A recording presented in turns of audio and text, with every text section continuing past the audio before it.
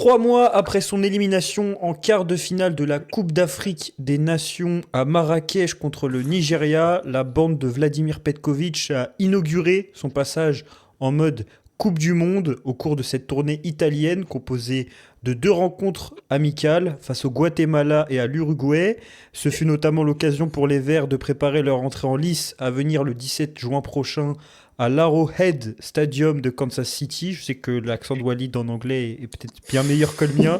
Face à l'Argentine de Léo Messi, mais également de découvrir de nouveaux joueurs fraîchement sélectionnés comme Aouchiche ou même Abada qu'on avait déjà vu lors de la Coupe arabe, et de consolider également l'ossature forgée au mois de janvier. Mois de janvier où on avait fait notre dernière vidéo en débrief de la Coupe d'Afrique des Nations, et je suis toujours accompagné des mêmes intervenants, à savoir Walid, rédacteur en chef adjoint de DZ Foot. J'espère que tu vas bien, Walid. Et également de Mehdi, rédacteur en chef de DZ Foot, afin d'évoquer cette séquence internationale qui aura donc vu les Fennecs enchaîner 2 clean sheets, dont un très large succès, 7 buts à 0, énormément de turnover entre ces 2 rencontres. Moi, Mehdi, je voudrais avoir ton avis à chaud après cette trêve internationale. Qu'est-ce que tu retiens globalement de ces 2 matchs des Fennecs? Écoute, globalement, quand même, on a quand même gagné 7-0. Donc, au niveau du spectacle, il y a eu un peu de spectacle. Certes, c'était au Guatemala, qui finalement s'est révélé être une équipe très faible, avec beaucoup de cadeaux du gardien en début de rencontre, en première mi-temps en tout cas. Et on a tenu défensivement, on va dire, face à l'Uruguay, même si personnellement, je reste sur ma faim parce que je trouve qu'on a tout de même peut-être un peu manqué d'ambition face à cette équipe d'Uruguay qui n'est pas l'Argentine, même si on prépare l'Argentine. Donc globalement, on a vu des nouveaux joueurs, notamment face au Guatemala, et on a vu un nouveau système, entre guillemets, un système déjà qu'on a peu vu, face à l'Uruguay pour préparer l'Argentine. Donc voilà, globalement, c'est plutôt ça mon impression. Walid, je te pose exactement la même question qu'à Mehdi sur ce que tu as pensé de ces 2 rendez-vous, de la performance de nos Fennecs à chaud. Et une deuxième question à laquelle tu pourras répondre à la suite. Qu'est-ce que tu penses également de cette programmation, c'est-à-dire affronter le Guatemala, 96e équipe au niveau mondial, et l'Uruguay en Italie avant cette Coupe du Monde? Ça a été un petit peu difficile, je pense, d'avoir la moindre lecture après le match face au Guatemala, parce que l'adversité, on va en discuter, était un petit peu discutable dans ses qualités, ce qui fait que forcément, on a du mal à comprendre et à évaluer ce qui a été là au niveau réel des Algériens. Malgré tout, ça a permis effectivement de voir un certain nombre de nouveaux éléments. C'est la première sortie post-Cannes, c'est également la dernière sortie pré-Coupe du Monde, si on considère que les 2 matchs amicaux qui se disputeront en juin ne sont là que pour lancer le bain de la Coupe du Monde. Donc, bon, forcément, il y avait un petit peu d'attente. Ça faisait aussi 2 mois sans équipe nationale. On a eu le temps de bien digérer ce qui s'est passé face au Nigeria, qui avait quand même laissé pas mal d'amertume dans bien des bouches.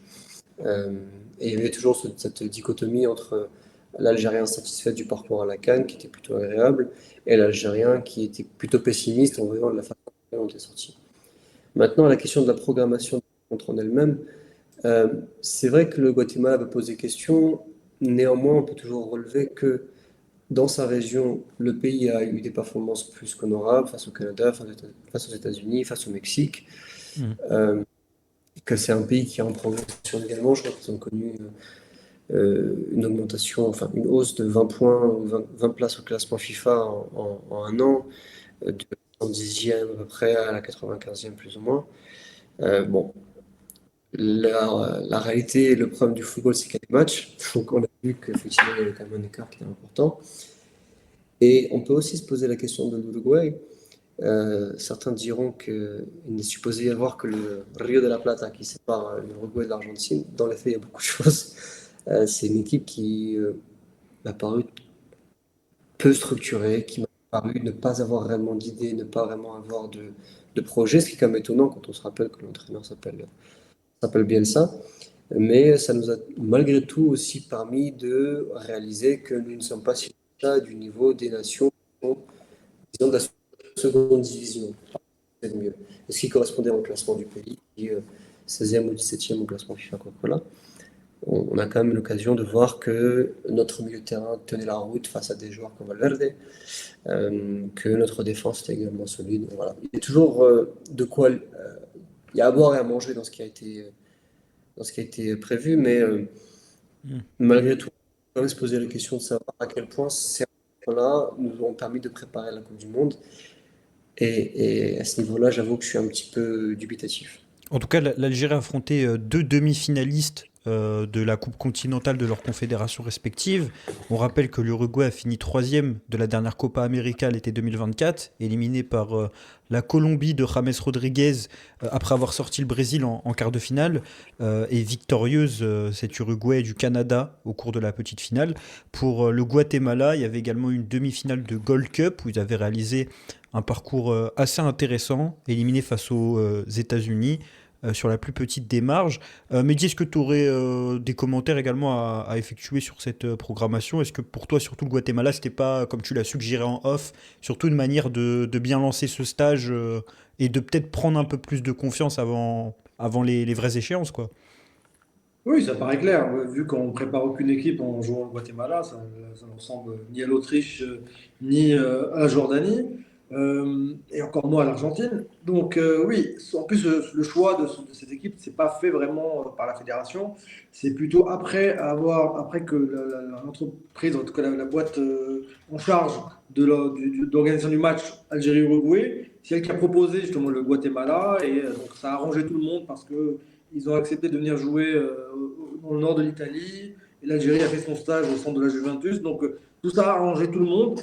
Et encore une fois, oui, c'est une équipe qui a été là, qu'on a choisi pour bien débuter après la sortie de route contre le Nigeria. Il fallait sans doute, dans l'esprit du sélectionneur, se remettre en confiance, remettre les joueurs en confiance. Et donc, je pense que c'était le principal but de cette rencontre. Et c'est plutôt réussi, puisqu'ils ils ont gagné 7-0.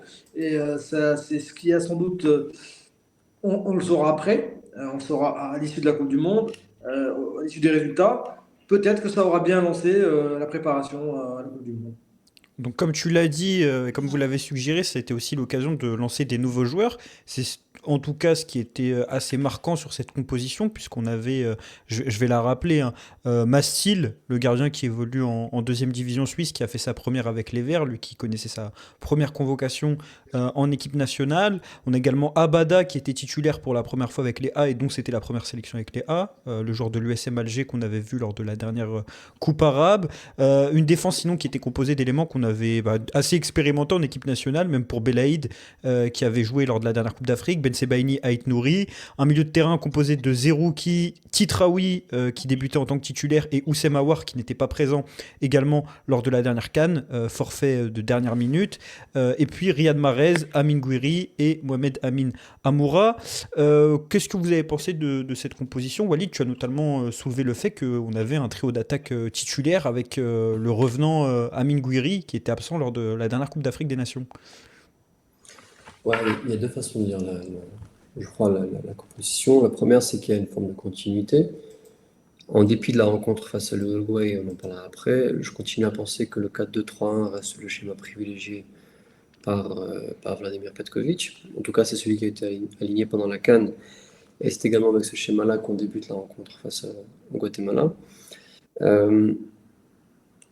J'avoue qu'il y a eu quelques questions qui se sont posées dans mon esprit au moment de découvrir ce 11 qui était aligné par le coach. La première d'entre elles étant l'attaque, effectivement. Pourquoi choisir une attaque type? Je pense que la rencontre aurait peut-être dû permettre de voir certains autres éléments, mais une fois qu'on a disputé la rencontre face à l'Uruguay, d'autres choses ont été plus claires. Par exemple, le fait que Riyad Mahrez débute en Guatemala, c'était peut-être dû au fait qu'il était prévu dès le début du stage qu'il ne joue pas d'emblée face à l'Uruguay parce qu'ils avaient la volonté peut-être également de renforcer ce couloir droit où on sait que Mahrez n'est pas le plus à même à fournir des efforts. Euh, Gouiri, on ne l'a pas évoqué, mais lui aussi a raté la CAN et c'est probablement le 9 titulaire à l'heure actuelle. Donc le besoin de le faire enchaîner et de le voir retrouver des automatismes a probablement prédominé dans l'esprit du coach. Très bien. En dehors de cela, effectivement, Petit Raoui se voyait enfin lancé, même si J'aurais peut-être également apprécié voir Aouchiche lancer d'emblée. J'aurais peut-être également voulu voir Red Smith. Mais bon, en dehors de ces deux noms-là, un 11 plutôt intéressant. Et je crois que la rencontre l'a déterminé, c'est que euh, il y avait quand même un certain niveau de compréhension au niveau de cette équipe. Les joueurs se connaissent bien, se maîtrisent bien, même s'il y avait effectivement intégration de nouveaux noms. Mais ça correspond bien plus globalement, je pense, de Petkovic, qui n'est pas le plus féru des changements. Il y a des entraîneurs qui n'ont pas de 11 type, lui en a, et il cherche le plus possible à faire enchaîner ses cadres, y compris en contre, à des niveaux jugés plus abordables. En tout cas, c'est une rencontre qui s'est terminée sur un score énorme, hein, 7 buts à 0. Ça doit être une des plus grandes victoires de la sélection en match amical. Parce qu'après, si on dépasse les 7 buts à 0, c'est plus un match de football. On a vu pas mal de nouveaux joueurs inscrire leur premier but en sélection A. C'est notamment le cas d'Abada, également le cas de Ben Boili qui est rentré en jeu. On a vu pas mal d'entrants être décisifs. Smith. Mehdi, qu'est-ce que tu retiens de cette rencontre? Est-ce que c'est un Guatemala qui était trop faible, à l'instar de son gardien, fautif dès l'entame de match, ou une Algérie qui était trop forte? Ah bah si vous demandez aux sélectionneurs, ils vont dire ah, c'est nous qui avons fait déjouer cette équipe. Mais pour revenir un peu à la composition, on savait qu'il y avait des joueurs qui voulaient essayer, notamment le gardien. Le gardien, il fallait bien qu'il soit titulaire pour le tester. Et on savait qu'il comptait beaucoup sur Mastil pour en faire un éventuel numéro 2, un futur, peut-être numéro un. En tout cas, voilà, il fallait bien qu'il le teste. Ensuite, au niveau de la défense, Mandy était blessé, donc du coup, on s'attendait à cette défense de Ben Sebaini Belhaïd. Par contre, un bas d'arrière droit, ça, on l'attendait un peu moins, même si on savait que Belrali n'était pas non plus en grande forme, et il revient à peine après une longue blessure. Pour le reste, beaucoup d'observateurs se sont interrogés pourquoi ce choix de mettre, comme l'a dit Walid, le trio d'attaque titulaire face à l'adversaire le plus faible, entre guillemets. Mais au final, quand on voit la composition, on parlera après de l'Uruguay, c'est peut-être un peu plus compréhensible, vu l'aspect défensif qu'on a choisi, c'est peut-être plus compréhensible que des Mahrez ou des Amoura n'aient pas débuté le deuxième match et les a choisis pour les mettre dans le premier match. Ensuite, bon, ce qui était bien, c'est d'avoir vu Titraoui en tant que titulaire pour la première fois, enfin. Donc voilà, ça c'était les essais. Et puis les joueurs donnaient la chance à des nouveaux joueurs offensivement, notamment de Mbouali. Et c'est très important de Mbouali, puisqu'il n'y a pas Bounjah, et c'est la seule pointe qu'il y avait avec Chiara ici. Donc Guiri, c'est un autre poste, c'est pas un attaquant de pointe. Et d'ailleurs, on en parlera peut-être après par rapport au match face à l'Uruguay, peut-être que ça a manqué de joueurs en remise. Mais en tout cas, voilà. Donc on a vu Ben Boulaï, pour moi c'était une bonne entrée. Il a marqué son but et surtout c'est une bonne entrée en remise. Red Smith, droit, on en a déjà deux. On a Mahrez et Hadji Moussa. Pour moi, c'est un joueur pour l'après-Coupe du Monde, quand il n'y aura plus Mahrez. Mais bon, il a été convoqué, il a donné sa chance, il a montré ce qu'il avait à faire. Auschwitz aussi est rentré, il a fait des choses intéressantes. Donc voilà, donc c'était vraiment une revue d'effectifs. Et je pense que ça se résume vraiment à ça, ce match contre le Guatemala. Justement, si on doit retenir des individualités au sein de cette revue d'effectifs, comme tu viens de l'évoquer, Mehdi, quel est le premier nom qui vient en tête? On a notamment Amine Gouiri qui met un doublé et puis qui provoque un penalty transformé par Riyad Mahrez. On peut évoquer Titraoui aussi qui a fait forte impression, Abada qui a été décisif. Walid, qui t'a envie de mettre en valeur sur cette opposition si tu devais me donner trois noms? Tetraoui, premier d'entre eux. Ça fait un bon moment qu'on le réclame en équipe nationale. Un joueur d'une qualité intrinsèque que je trouve bien supérieure à sa concurrence. Parce qu'il est capable d'apporter à la fois dans la récupération et dans la construction. Et dans cette dite construction, il peut le faire par la passe ou par le dribble. C'est un joueur que je trouve complet. C'est pour moi peut-être l'un des plus grands talents que l'on a au milieu de terrain. Et je me suis réjoui du coup de le voir titulaire. Et j'espère que sa prestation pendant cette trêve lui permettra d'avoir de sérieuses chances de disputer la Coupe du Monde. Abada, en dépit de son but, il n'a pas réalisé un match extraordinaire. Il nous a été d'ailleurs, pour des foot a eu quelques difficultés à noter la défense parce qu'elle n'a pas eu énormément de travail, mais lui-même ne nous a pas paru particulièrement à l'aise en tant que latéral. Ça reste avant tout un défenseur central, je crois. Mais le fait qu'il ait d'abord joué titulaire face au Guatemala en tant que latéral droit, puis soit entré en jeu contre l'Uruguay également en tant que latéral droit, peut-être un signe de la volonté du coach de l'aligner dans ce rôle-là, ce qui signifie ailleurs qu'il serait en concurrence, par exemple, avec Shelby. Shelby qui a longtemps été blessé et qui, lui, a disputé la CAN et à son retour de blessure pourrait peut-être récupérer sa place.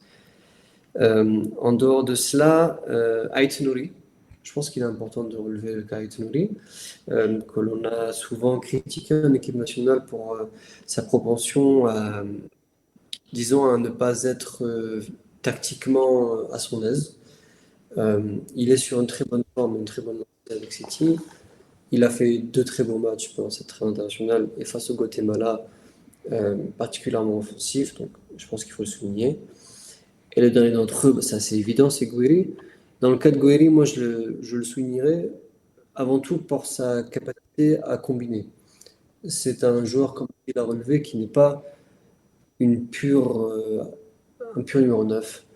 Il a cette tendance à dézonner, à réclamer le ballon plus bas, à prendre ce fameux côté gauche qu'il apprécie particulièrement. Une capacité que n'a pas, par exemple, Nadjar, à combiner, trouver les espaces, créer des triangles, se démarquer, centrer, repiquer dans l'axe, tirer des coups, tirer des corners. Bref, un joueur qui est, je trouve, un bon joueur de collectif, qui bonifie son équipe. Et par conséquent, je voulais le mettre en avant. Mehdi, est-ce qu'il y a des noms qui n'ont pas été cités que tu aimerais mettre en valeur? Non, il a cité les mêmes, mais je vais dire quelques. Tarawi, il me rappelle un petit peu comme Dossier qui est absent, qui était un joueur sur lequel comptait beaucoup Petkovic. Et j'aimerais bien qu'il compte autant sur Tarawi parce que c'est vraiment un joueur précieux au milieu qui peut vraiment apporter quelque chose de plus. On l'a vu rentrer un peu timidement dans le match, mais au fur du temps, il a commencé à prendre confiance. Abada, pareil, il a eu du mal à se placer au début. J'avais vu qu'il avait beaucoup discuté avec Mahrez avant le match, qui voulait justement jouer sur le même côté. Après, bah, il est monté en petit à petit, c'était mieux. Ça reste quand même un joueur assez brut à polir, on va dire, en quelque sorte, mais il est tellement généreux que voilà, il peut apporter cette fraîcheur un peu comme Chergui, même si Chergui, peut-être, il est mieux formé tactiquement, mais Abada, il a cette volonté qui fait que peut-être il a de grandes chances d'aller en Coupe du Monde. Ensuite, Ait Nouri, exactement comme l'a dit Mahrez, on a enfin vu le Ait Nouri de City des derniers mois, qui était excellent avec City. On a l'impression que c'est pas le même qu'en sélection, et heureusement maintenant on a vu à peu près le même joueur de City, on l'a vu en sélection. Pour le reste, bon, Mastil, on peut pas juger, c'est difficile. Même lui-même, hein, quand je l'ai interrogé, il me Hmm. disait, c'est difficile de me juger sur un match pareil. Donc pour le reste, oui, Guiri aussi, c'était intéressant, très intéressant. Moi, j'aime beaucoup aussi il descend beaucoup pour récupérer, contrairement à Aouar. Là, Aouar, il m'a plutôt déçu, si on en a parlé. Goury, j'aime bien, c'est qu'il descend vraiment, même pour récupérer, pour le pressing. C'est un joueur très intéressant dans son registre. Donc voilà les principaux. Voilà. Après, les entrées en jeu, mais bon, on va parler plutôt des titulaires. Donc je pense que c'est quasiment les mêmes que Walid. Bah, en tout cas, c'est une performance pour l'équipe d'Algérie qui a été plus ou moins une promenade de santé, facilitée notamment par la performance de Kenderson Navarro, le portier du Guatemala, qui nous a bien fait rire en début de match avec une double erreur. Premièrement par la relance et puis ensuite par une tentative d'arrêt. Je ne sais pas s'il y a d'autres enseignements que vous voulez tirer de cette performance ou si vous voulez qu'on passe tout de suite à cette rencontre face à l'Uruguay qui s'est soldée par un match nul 0-0 avec un nouveau système et un turnover également. On avait parlé de Mastil, c'est Lucas Zidane cette fois-ci qui a repris sa place dans les buts, lui qui avait été titulaire lors de la dernière Coupe d'Afrique des Nations. Défense à 3 où Belaïd et Ben Sebaini sont restés dans le 11 de départ, mais ont été accompagnés cette fois-ci d'Aïssa Mandi, Ait Nouri et Belrali pour le poste de piston, un duo Shaibi Boudaoui dans le double pivot, et puis Ibrahim Maza, Oussem Aouar derrière Amin Gouiri. Première question encore une fois, qu'est-ce que vous avez pensé de cette composition et de la mise en place de ce système système qu'on n'a pas vu à la CAN, à part et c'était pas forcément un 3-4-3, c'était plus un passage en défense à 5 pour verrouiller sur certains matchs. Walid, est-ce que tu penses que cette défense à 3, c'est quelque chose. Enfin, c'est un système avec lequel on peut voir l'équipe d'Algérie démarrer lors du prochain mondial. Et est-ce que tu as été convaincu justement par cette mise en place tactique de la part de Vladimir Petkovic? Sans tirer trop de plans sur la comète, on peut se dire que Petkovic s'imaginait déjà aligner cette formation-là face à l'Argentine. avec à l'esprit l'idée de ne pas concéder de but trop vite et d'exploser la rencontre. Bon, ça c'est la réponse facile. Dans les faits, on l'a vu ce schéma plus d'une fois. Moi, j'ai un bon souvenir, il y a un an à peu près, de voir Farsi jouer le rôle de piston que jouait aujourd'hui Ibn Ali, euh, toujours avec cette défense à 3 slash à 5 en fonction de la façon avec laquelle vous le regardez. Euh, et je crois déjà que la volonté était la même. Vladimir Petkovic a débuté son mandat un peu en fanfare, si vous vous souvenez bien. Euh, et cette fanfare-là a pris fin suite à la défaite face à la Guinée.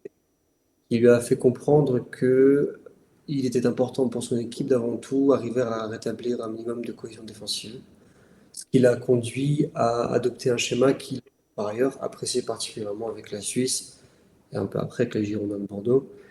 Euh, Toujours avec cette volonté-là de donner davantage d'assurance à sa charnière.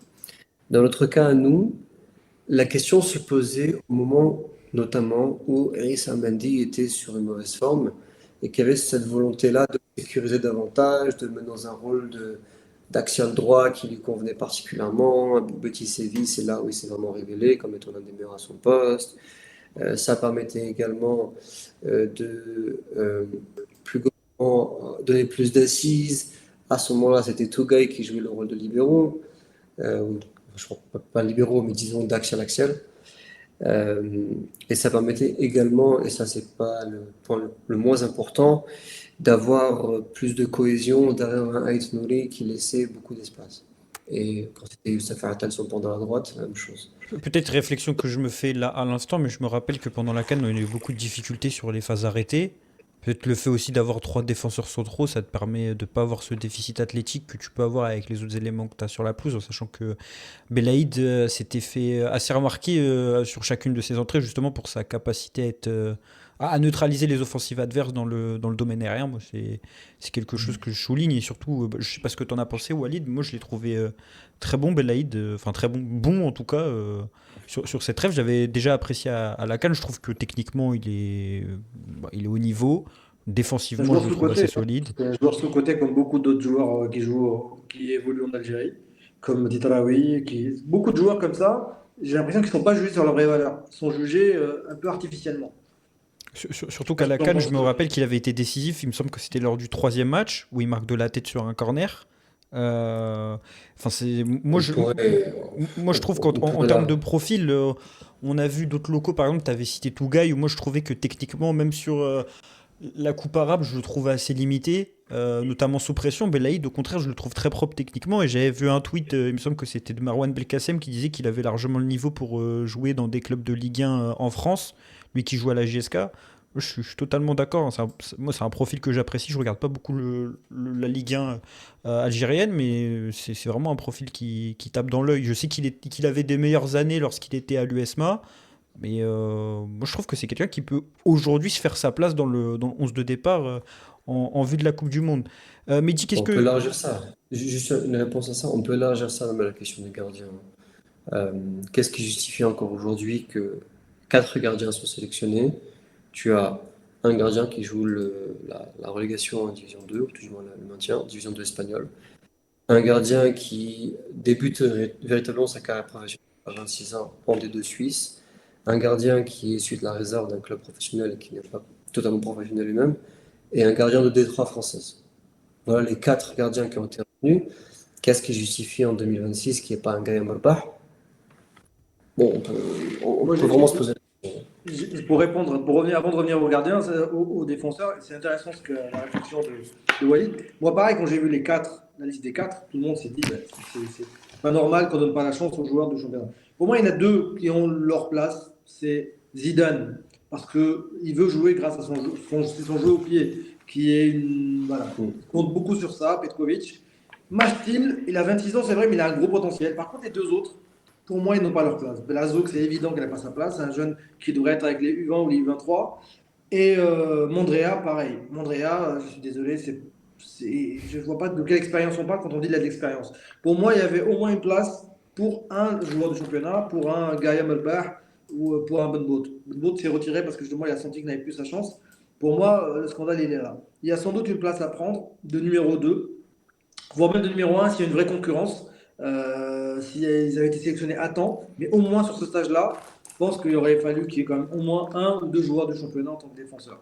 Pour revenir à ta question, Ariel, sur Belhaid, c'est un joueur qui me rappelle un peu Halish dans les années 2010. C'est des joueurs qui sont très bons de la tête, qui sait sortir le ballon proprement, même s'il est meilleur relance quand même que Halish, il est plus propre qu'un Belhaid.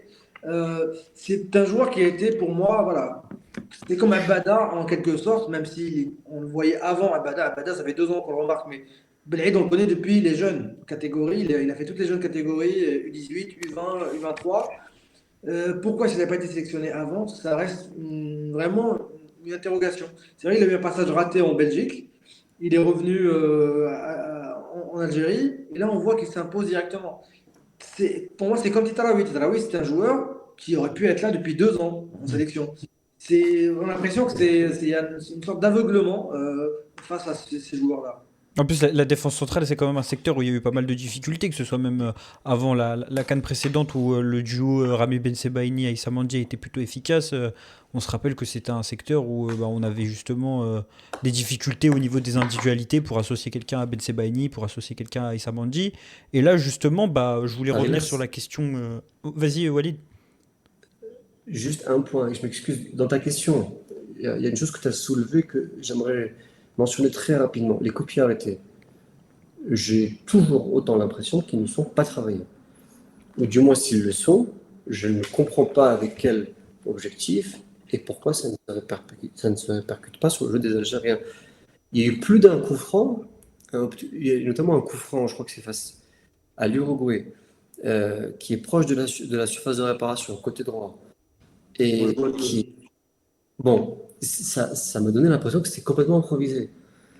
Face à l'Uruguay, justement, tu mentionnais le jeu de Belaïd, euh, on frôle quand même un but. On frôle se prendre un but sur une tête de Araujo qui est C'est laissé la première complètement situation en plus, il me semble. C'est le premier corner de mémoire. Ronald Araujo qui est laissé complètement seul au second poteau, qui, qui, qui parvient à prendre le ballon et qui le met à proximité du poteau. Il y a un problème quand même à ce niveau-là. Belaïd est un bon joueur de tête, certes, mais aussi bon soit les joueurs dans un certain domaine, s'il n'y a pas un minimum de cohérence dans l'animation en ce sens, j'ai vraiment l'impression qu'il y a un besoin. Ça a fait débat dans je ne sais combien de clubs avec, par exemple, Arsenal, vous avez les spécialistes des copies arrêtées qui leur permettent d'être ultra dominants dans le domaine. Et une équipe comme l'Algérie se devrait quand même d'avoir des arguments supplémentaires en ce sens, notamment face à des équipes qui sont intrinsèquement supérieures comme l'Argentine. Si on ne peut pas les rivaliser avec eux dans le jeu, autant que chaque corner, chaque point soit un moment de pression, un moment clair où on a la capacité à marquer. Je ne l'ai pas évoqué pour l'Uruguay, mais on affrontait une équipe qui était dans une difficulté relative, à savoir qu'elle n'avait remporté aucun de ses 3 derniers matchs, et que parmi ceux-ci, on pouvait compter une défaite assez humiliante face aux États-Unis sur le score de 5-1, également un match nul face au Mexique, et plus tôt dans la semaine, un match nul face à l'Angleterre à Wembley.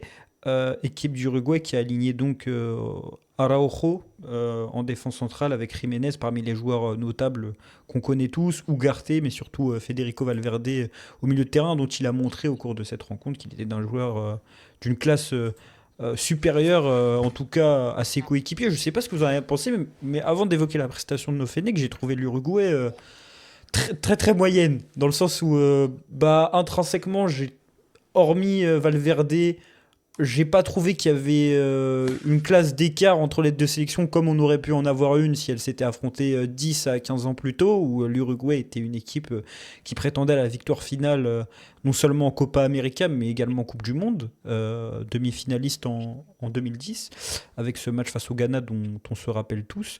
Mais surtout, collectivement, pour une équipe entraînée par Marcelo Bielsa, prétendu esthète du football, qu'on connaît bien avec Walid parce qu'il a entraîné l'Olympique de Marseille. C'était. Mais Mehdi, t'étais au stade. Tu l'as trouvé comment cette équipe d'Uruguay? Moi, j'ai trouvé ça très moyen, quoi. Ouais, je trouvais qu'elle a plutôt respecté l'équipe algérienne. Alors, je ne sais pas si c'est parce qu'elle n'a pas pu ou est-ce que parce elles sont méfiées. Mais en tout cas, c'est vrai que le système de jeu mis en place par notre sélectionneur a fait ils nous ont laissé le ballon. En tout cas, on a réussi à tenir le ballon en début de match, à bien sortir le ballon en début de match, à faire quelques belles combinaisons quand même verticalement. Euh, il y avait des choses intéressantes. Ensuite, en seconde période, j'ai l'impression qu'ils ont été quand même un peu meilleurs, les Mm. Uruguayens. Ils ont réussi quand même à faire un peu le jeu, un peu à jouer entre nos lignes.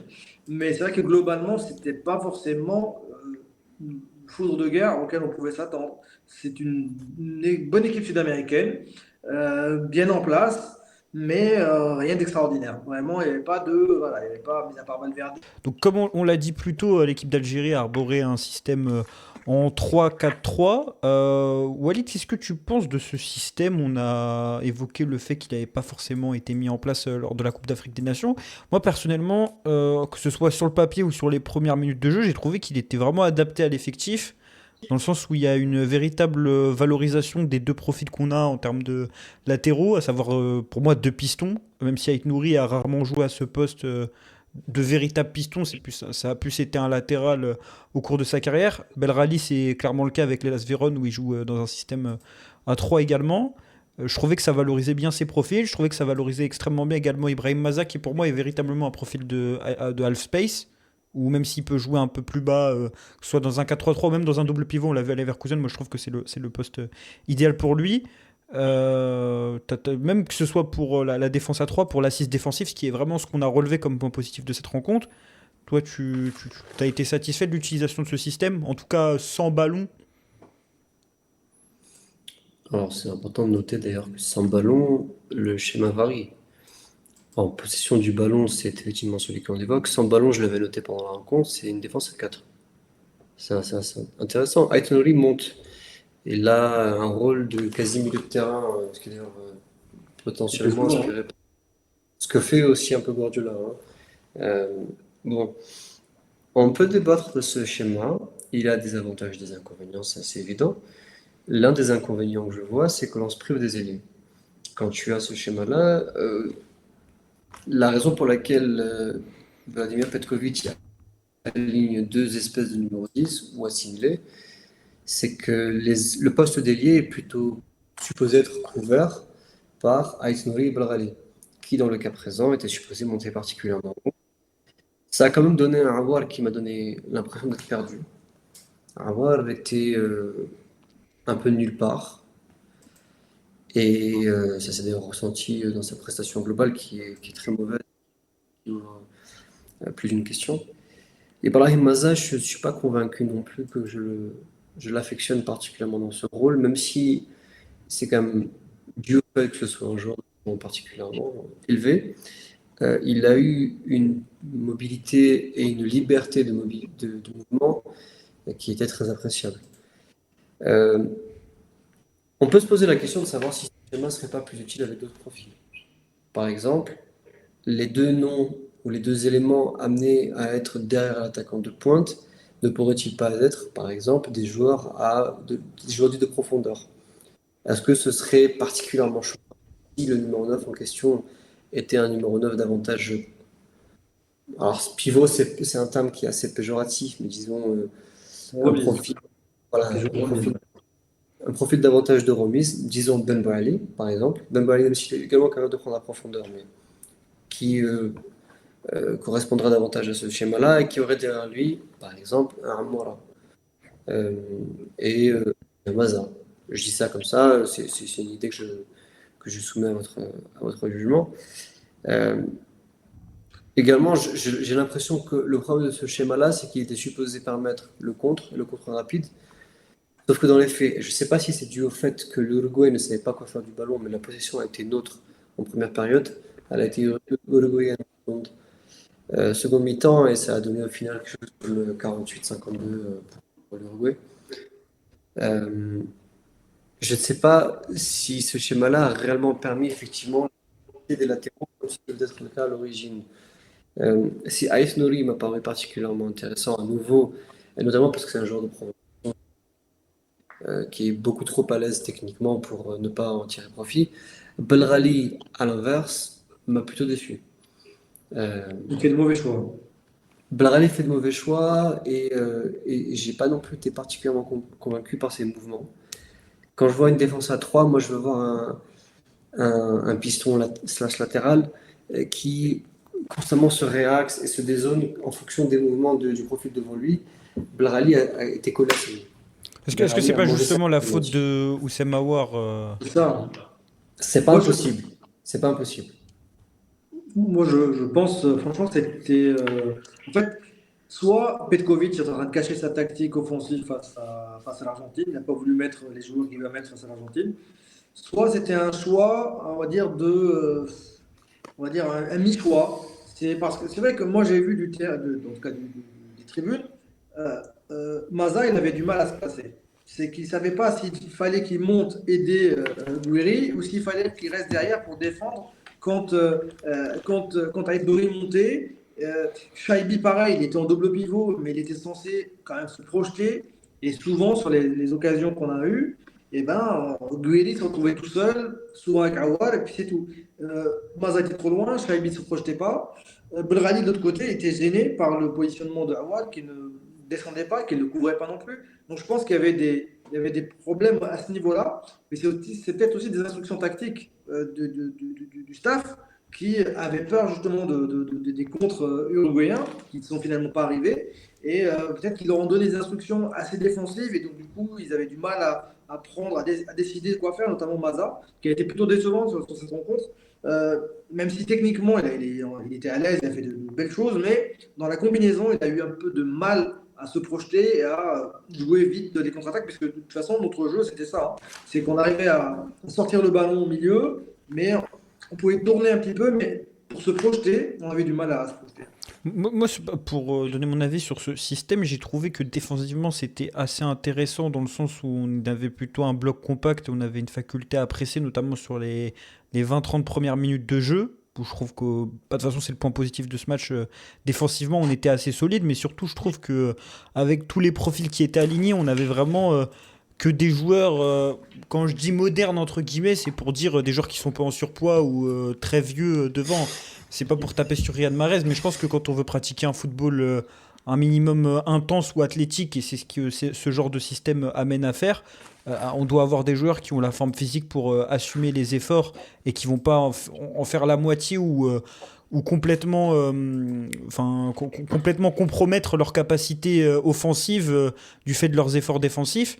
Donc moi j'ai trouvé ça intéressant sur la phase sans ballon. Et avec ballon, j'ai aussi beaucoup aimé les 20-25 premières minutes de jeu dans la capacité à ressortir court et proprement et dans la capacité à arriver dans les 30 derniers mètres parce qu'il y a quand même plusieurs séquences intéressantes où on y arrive dans les 30 derniers mètres. Si Mehdi, tu as souligné que Belrali il avait fait beaucoup de mauvais choix, bah, c'est justement parce qu'il a eu des occasions de faire des bons choix.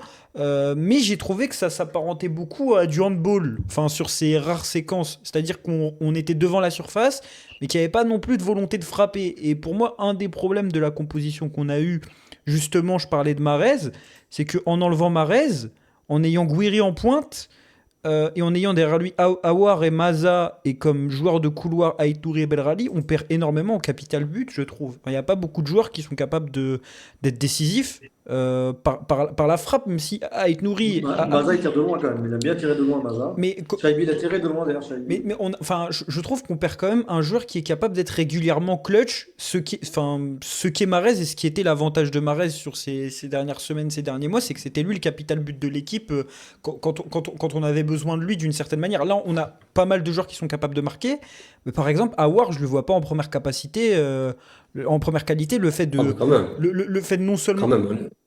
Awar, c'est devenu avant tout un joueur qui stat, hein. Oui, Euh, oui, non, mais on a rapidité nationale. Tu regardes sous le mandat Petkovic, il ne doit pas Début, être loin. ouais. Oui, oui, Ah, but. il en a il en a la capacité, il l'a montré, que ce soit même en club ou en sélection, mais ce que je veux dire, c'est que c'est pas un joueur qui initialement est un véritable joueur offensif, comme par exemple un ailier qui va faire des stats, ou un attaquant. Et pour moi, c'est la problématique de cette composition, c'est que un Aouar, certes, il est capable de se projeter, il l'a montré sur le match face au Guatemala, parce qu'il a été décisif, il a aussi mis une passe décisive, enfin, il a été buteur et il a mis une passe décisive, mais c'est pas un joueur non plus qui est capable d'occuper la zone axiale quand t'as un numéro 9 qui décroche énormément. Mais justement, Rines, bah, tu évoques le point que j'allais évoquer. Je suis persuadé que Mehdi avait ça en tête également. le grand problème quand tu alignes Amin Gouiri en point de cette attaque-là, c'est qu'il délaisse complètement l'espace axial, enfin l'axe de l'attaque, la zone décisive, la surface de réparation. Il y a eu plus d'un moment où vous voyez Gouiri et Maza littéralement se marcher dessus, et Maza tentait de lui-même du coup de se réaxer, parce que forcément tu vois ton profil dans ta zone, tu vas te déplacer en conséquence et occuper la zone que lui vient de vider. Mais ce qui a fait qu'il y a eu plus d'un centre de Belrali notamment qui n'a trouvé absolument personne parce qu'il n'y avait personne dans l'axe, il n'y avait pas de présence physique dans l'axe. Ce qui laisse à penser d'ailleurs que avoir un Ben Bouali ou un Bounedjah en pointe d'une attaque de pareil schéma, ça fait sens quand même. Bah, moi, Parce justement, c'est pour ça que je portais ma critique sur Awar. C'est parce que pour moi, dans ce genre de système, surtout avec un profil comme Gouiri, je pense pas que ce soit si dérangeant que Gouiri décroche. En fait, c'est surtout le joueur que tu vas avoir derrière dans sa capacité à se projeter, à être décisif dans la surface. Et quand tu as un profil comme Maza, qui est plus un profil, on va dire, créatif, déstabilisation, pour moi, le profil que tu dois avoir à côté, c'est justement un profil de projection. Et Awar, autant dans un 4-3-3, je pense qu'il peut le faire en tant que milieu qui se projette. Je sais pas, par exemple, comme on le voit typiquement sous le City de Guardiola, enfin les grands moments de City où tu avais un des trois joueurs du milieu qui se projetait dans le demi-espace, mais se projeter dans la surface et être décisif, bien qu'il ait des qualités donc à de. Amora, donc à Amora que j'ai évoqué tout à l'heure. Ou Bah, Shaibi. ou, Ou ou Shaibi. même Parce que Shaibi. Shaibi, il a l'avantage de redescendre. Shaibi, typiquement, je le trouve plus crédible dans cette optique que Aouar, mais c'est vrai que Amoura, ça aurait été intéressant encore plus dans le sens où il apporterait un profil de transition que t'as pas non plus dans ces trois profils. C'est-à-dire que non seulement t'as personne qui est capable d'occuper l'axe devant le but, mais t'as personne non plus qui est capable d'exploser en transition. Et je trouve que enfin, ça limite un peu tes armes, alors que j'ai pas trouvé le système inintéressant dans la construction. Donc c'est moi, c'est ce que je voulais dire, c'est que est-ce que c'est Amoura? Est-ce que c'est justement passer à deux devant avec Maza derrière dans un système à 3? Il y a, il y a- il y a- il y a plusieurs options, mais moi je trouve que dans la configuration actuelle, c'était pas top. Je pense qu'il y avait un casse-tête. Je pense que le sélectionneur, il avait un casse-tête devant lui. C'est que soit il faisait un choix plus offensif et il avait peur de déséquilibrer son équipe, parce qu'il avait vraiment peur de cette équipe du Uruguay. Il voyait, je pense qu'il voyait à travers l'équipe d'Argentine. Donc, comme on disait, comme il prépare l'Argentine, il essayait de mettre en place un système où voilà, son équilibre reste en place. Même si même s'il y a trois joueurs offensifs devant, c'est pas forcément des profils. Il cible des profils qui sont capables de revenir, d'aider au milieu. Même si pour moi, Aouar, c'est pas forcément le cas. Je l'ai vu faire ça les derniers matchs avant sa blessure en sélection. Mais avant, au début, c'était le Aouar. Moi, j'ai l'impression de voir le Aouar des débuts. C'est vrai qu'il est marqué, les débuts avec Petkovic, mais c'est un joueur qui ne redescend pas, qui reste coincé entre les lignes, qui n'aide pas vraiment dans le jeu, dans le repli, etc. Donc, ce sont des choix qui ont été faits, qui se sont avérés pas forcément très intéressants au niveau offensif, au niveau de la finition, on va dire, les derniers tiers. Au-delà de ces questions collectives, est-ce qu'il y a également des individualités dont vous voulez souligner la prestation sur cette rencontre? Tu viens d'évoquer Aouar, Mehdi, Walid, que ce soit en des termes positifs ou négatifs, quel joueur tu retiens de cette confrontation face à l'Uruguay qui s'est donc soldé par un match nul 0-0? En termes négatifs, forcément, Awar viendra à l'esprit, mais on pourrait également souligner les mauvaises entrées de Amora et Mahrez, particulièrement Amora, qui, je pense qu'on va peut-être avoir un petit focus sur lui, qui je trouve, reste sur une série assez inquiétante. En dehors de cela, Lucas Zidane m'a paru plutôt rassurant. Il n'a pas eu énormément de travail à faire, mais ses sorties sont bonnes, son jeu au pied est bon. Euh, il fait, je crois, deux bonnes parades également sur des frappes de loin, donc à souligner quand même, nous avions été assez durs, je trouve, à son égard à la sortie de la CAN, et on continue à avoir des doutes quant à ses capacités réelles à être numéro un de cette équipe. Sinon, Aït Nouri, à nouveau, Aït Nouri qui globalement fait une bonne trêve internationale, qui, y compris face à une équipe, enfin, lorsqu'il a vu son équipe être assez timorée, et quand même une stat qu'on n'a pas évoquée une seule fois, qui mérite d'être mentionnée oralement, zéro tir cadré de toute la rencontre. Il y a l'action de Harvard sur laquelle il reçoit un centre à bout portant et il a bout portant, il ne parle pas. cadré, bon, ça c'est l'action probablement la plus compliquée. En dehors de cela, j'ai bien aimé, comme souvent, les matchs de Boudaoui, Ben Sebaini, les quatre duels, celui de Late que tu évoques, assez intéressant, mais un petit peu moins bien que face au Guatemala, forcément. Et voilà, je pense qu'on a souligné l'essentiel. Titraoui fait une bonne entrée à nouveau face à Ouais. l'Uruguay. Titraoui est peut-être aussi le plus grand gagnant de cette trêve internationale.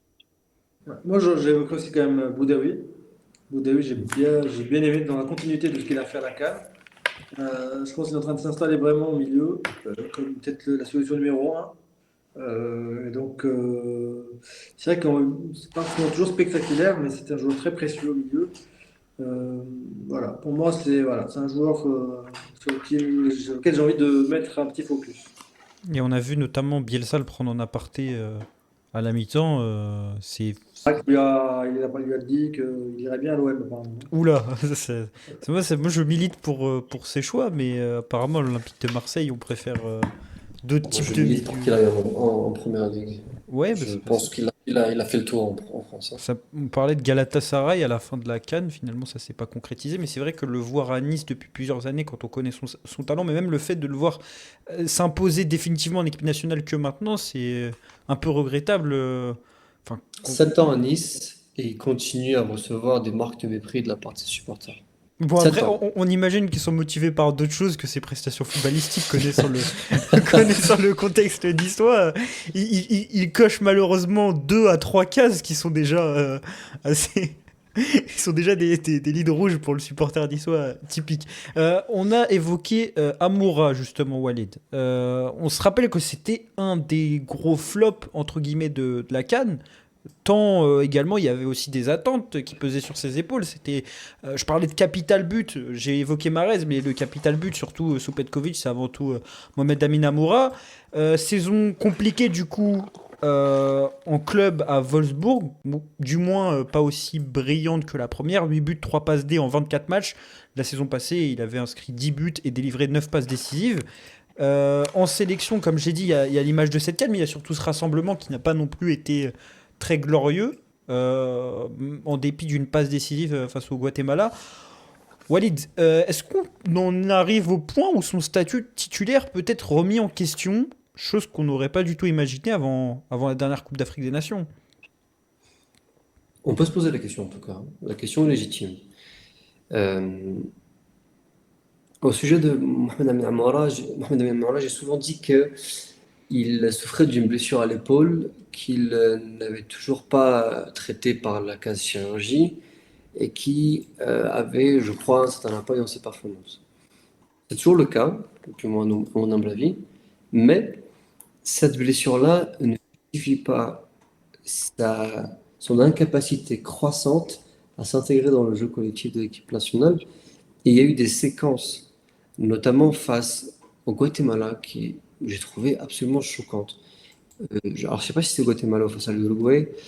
Son entrée en jeu, oui, il a Guiri juste devant lui et il accélère de façon complètement. Alors, comment je peux dire de façon polie? De façon complètement incompréhensible et il envoie le ballon en 6 mètres. Je sais pas si En, tu te souviens de en- ça. en fait, au lieu de jouer avec le joystick, il avait les flèches. Voilà, il a couru tout droit. Il a couru tout droit, mais C'est il un a peu ce qu'on couru lui tout demande droit. quand même, hein. Comment? C'est un peu ce qu'on lui demande quand même. Ça, c'est son jeu C'est un de peu ce base. qu'on lui demande, mais tu fais pas ça quand tu marches sur les pieds d'un coéquipier, que tu as beau portant du gardien et qu'il a couru tout droit. Ça n'avait aucun sens. Il suffit de jouer en triangle et il se retrouve en face à face avec le gardien, il a couru tout droit. Et j'ai vu un nombre, mais vraiment très inquiétant de situations où, je vais faire une liste que j'espère être concise et exhaustive. Il ne parvient pas à se placer correctement. Il n'utilise pas la bonne surface du pied. Il ne parvient pas à faire le bon geste, ce qui signifie qu'il rate son contrôle, il rate sa passe.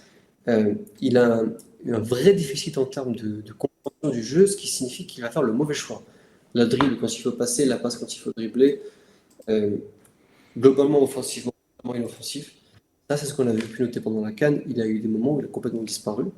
Et c'est un joueur qui, s'il ne parvient pas à faire la différence par ses courses, par sa capacité du coup à apporter ce que tu soulignais, Rilas, de la transition, dans la construction du jeu, il devient un poids lui aussi. Je suis parmi ceux qui réclamaient sa titularisation à l'époque où il était considéré comme un joueur de seconde main par Belmadi. J'étais également de ceux qui estimaient, et j'estime toujours, que c'est un joueur qui a un potentiel classe mondiale s'il parvient réellement à exploiter la totalité de ses qualités. À l'heure actuelle, je ne suis pas convaincu qu'il soit considéré comme titulaire indiscutable en équipe nationale pour deux raisons. La première, c'est que s'il évolue en pointe, je crois à titre personnel que Petkovic apprécie encore davantage Gouiri. Du moins, c'est ce que laisse entendre dans la dernière sortie. Et la seconde, c'est que si effectivement on adopte le schéma évoqué précédemment en 3-4-3 ou 3-5-2, etc., il n'est pas non plus garanti qu'il figure parmi les deux noms qui se situeraient derrière l'attaquant. Auquel cas, sa titularisation pose problème. Si à l'inverse, nous adoptons un schéma en 4-3-3 avec un ailier gauche, je doute fortement qu'il soit remplaçant parce que la concurrence principale c'est Boulbina et Boulbina, vous avez pu voir son temps de jeu pendant sa trêve internationale, très réduit à nouveau. Euh, et il a toujours cette capacité pour lui à toujours combiner et à inverser les positions, d'invertir positionnement avec un Gouiri qui lui aussi apprécie les gauches par l'instant et appliquer dans l'axe derrière. Voilà, donc je veux vraiment laisser comprendre que c'était un joueur que j'ai être le plus talentueux devant, encore plus talentueux qu'un Gouiri que j'apprécie pourtant beaucoup.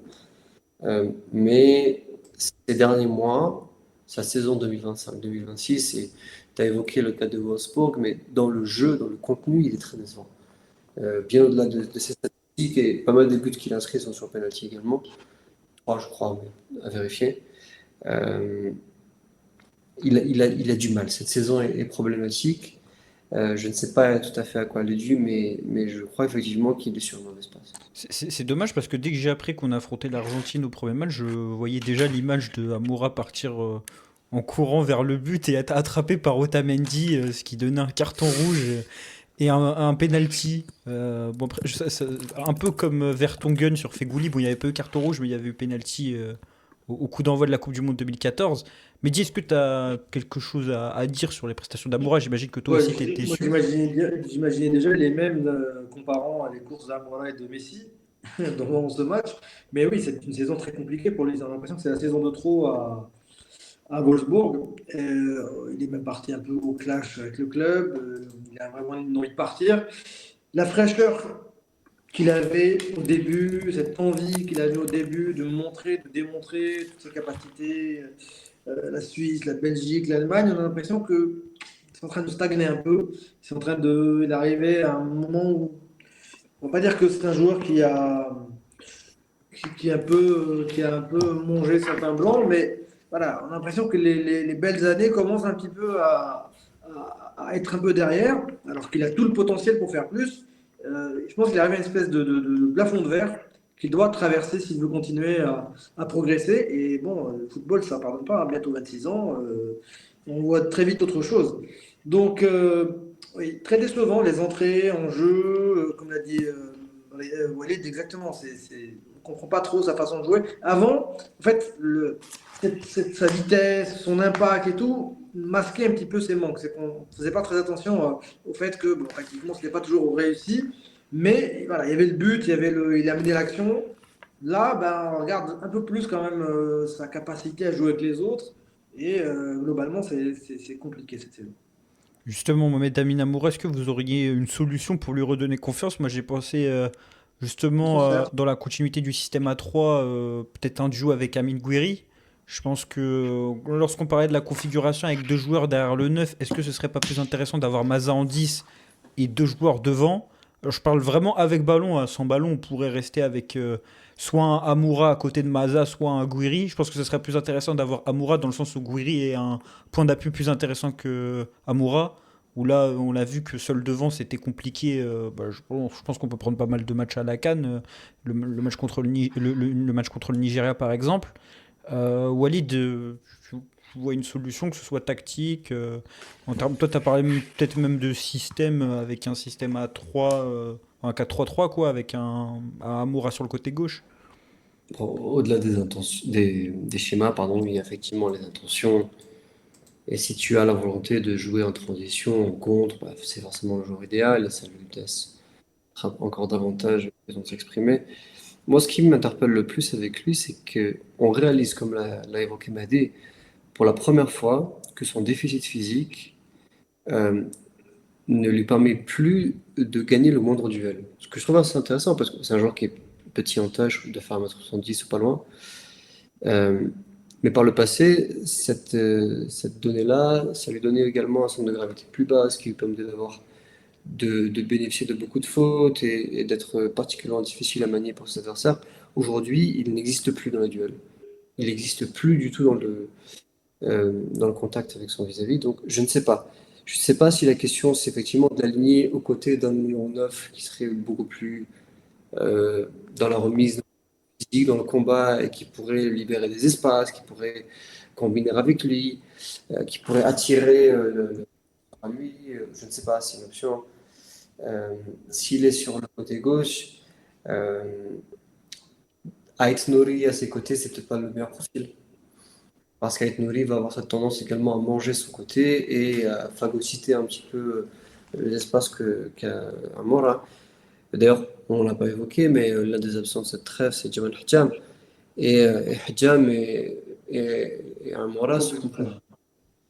Bon, euh, je ne sais pas, je crois quand même, bon, il sera, sauf blessure, Bencha, il sera de la partie à la Coupe du Monde. Euh, je ne suis pas non plus convaincu que le coach ait cette envie absolue de tout bouleverser pour lui, ce qui pose quand même question. Et auquel cas, l'une des manières de le secouer, ça serait de taper sur son orgueil, tout simplement.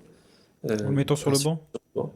Un séjour sur le banc en Coupe du Monde, une Coupe du Monde que tu attends depuis 14 ans quand tu t'appelles l'Algérie, enfin 12 ans, pardon, quand tu t'appelles l'Algérie et que tu ne sais jamais si tu disputeras la suivante, et que pour lui, c'est sa première très grande compétition, encore plus grande que la CAN, ça lui ferait quelque chose, surtout si c'est face à l'Argentine, je sais pas, il y a plus d'une option. J'espère que notamment cette motivation que m'a été évoquée, et qu'effectivement j'ai l'impression également qu'il est peut-être dans un moment de creux mental, ça peut exister, hein.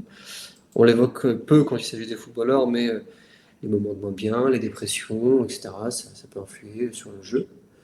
Euh, Peut-être que la Coupe du Monde venue, dans un contexte aussi excitant, il aura retrouvé vraiment l'envie d'en découdre et auquel cas ses prestations s'en suivront. Je ne sais pas. Justement, il ne restera plus qu'une liste avant la Coupe du Monde, bah, la liste finale. Vous avez parlé de Titraoui parmi les vainqueurs un peu de ce rassemblement. Est-ce qu'il y a des joueurs qui vous ont convaincu de les emmener avec vous aux États-Unis? Est-ce que d'autres vous êtes plutôt dit non, ça ne passera pas la douane américaine, Mehdi? Non, je pense que il y a des joueurs qui sont un peu en ballottage, favorable. Je dirais Dorval, par exemple, comme latéral, qui peut jouer latéral gauche, latéral droit. Je pense que ça peut être un complément, d'autant plus qu'il y a des blessures des deux côtés. Il y a, comme l'a évoqué Walid, il y a le cas de Hadjem, qui va arriver un peu juste pour la Coupe du Monde. On ne sait pas dans quel état de forme. Je pense que Dorval, le fait qu'il ait enchaîné un petit peu les convocations, même s'il n'a pas forcément beaucoup de temps de jeu, c'est un joueur qui, je pense, qu'il a marqué des points et il a de grandes chances d'aller à cette Coupe du Monde. Ensuite, en défense, bah, on a parlé du cas d'Abada. L'Abada, bah, ça va se jouer entre lui, entre, je pense, Tougaï, encore, c'est pas sûr. Celui qui a perdu, par contre, c'est Naïr. Sohaib Naïr, qui a été rappelé, le défenseur de Guingamp, qui n'a pas eu 2 minutes de jeu. Il a vu Abada lui passer devant alors qu'il est arrivé, il avait été appelé précédemment.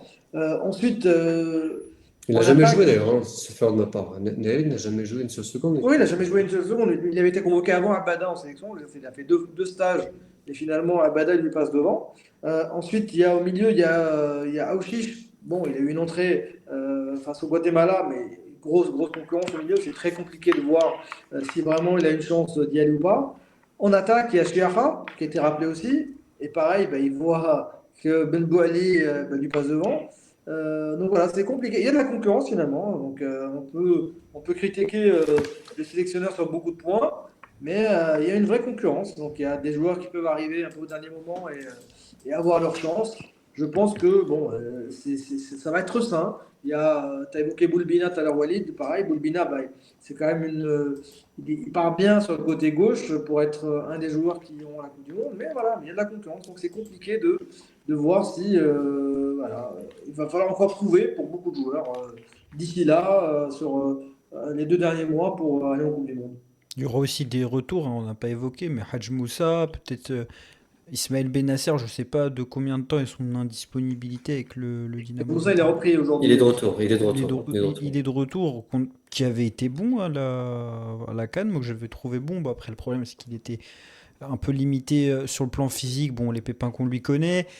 Est-ce qu'un Imad Abdelli du côté de l'Olympique de Marseille pourrait être ressuscité sur la fin de saison quand on sait que ses débuts ont été assez difficiles. Enfin, justement, il y a énormément de concurrence au milieu. Wally, je vais te laisser le mot de la fin. Est-ce que pour affronter l'Argentine, puis la Jordanie et l'Autriche, et puis on l'espère le plus de matchs possible de l'autre côté de l'Atlantique, tu vois, enfin, il y a des joueurs qui t'ont sauté aux yeux, ou même qui sont pas dans la liste et à qui tu donnerais une chance pour le prochain rassemblement? En tout cas, il faut savoir déjà qu'il y aura 26 noms. Et j'avais récemment fait une petite analyse dans laquelle j'avais relevé le fait que, selon moi, parmi ces 26, il y en a presque la moitié qui est déjà certaine, ou quasi certaine d'en être. Si on fait poste par poste.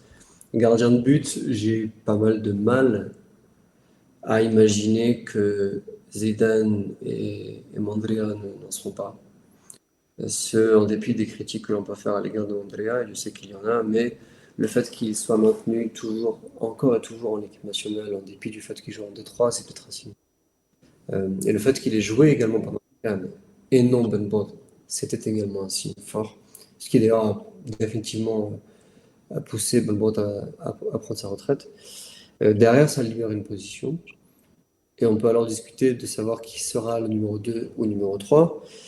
Par le passé, ce qui a été pas mal efficace, ça a été d'avoir un numéro 3 qui soit expérimenté, qui apporte un peu de bonne humeur, etc. dans le vestiaire, ce qui a toujours son importance, et qui surtout ne s'attend pas particulièrement à jouer.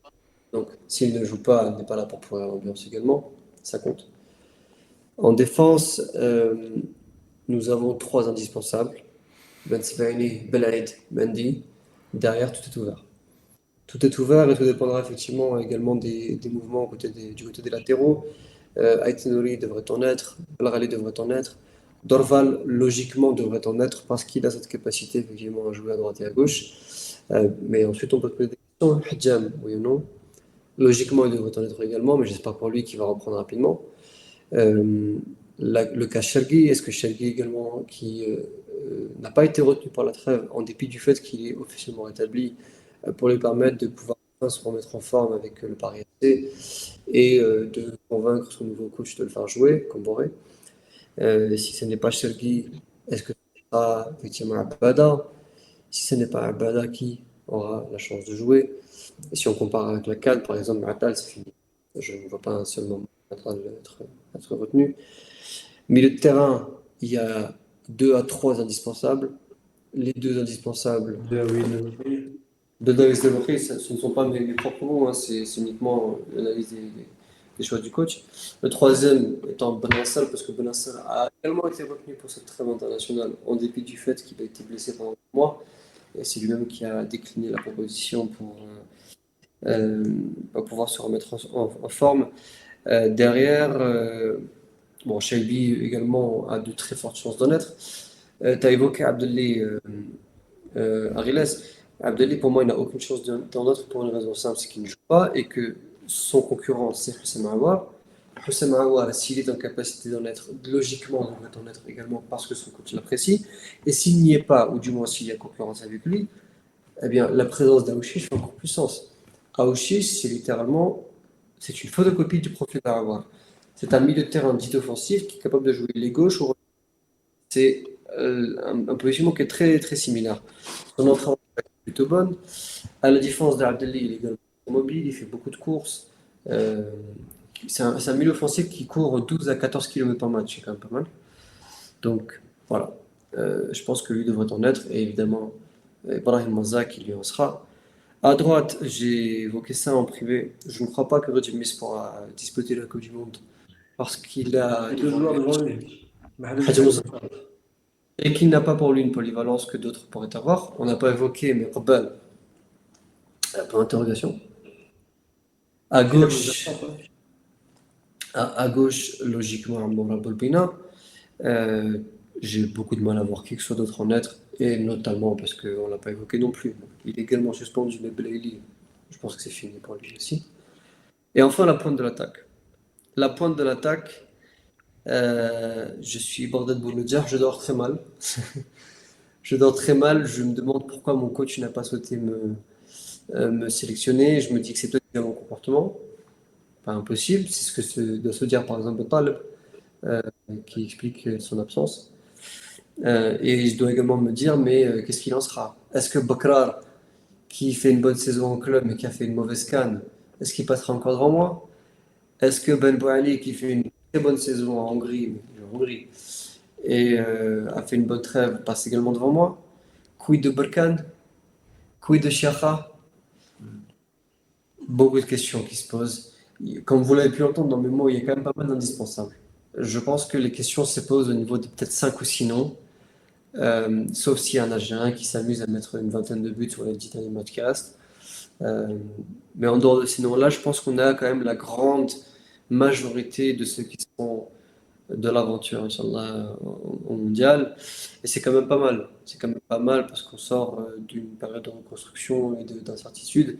Et on a quand même un squelette qui est durable, avec la majorité de ce squelette qui est sous l'âge de 30 ans, ce qui signifie que cette Coupe du Monde pourrait ne pas être la dernière et qu'on aurait encore de quoi bâtir avec ces profils-là.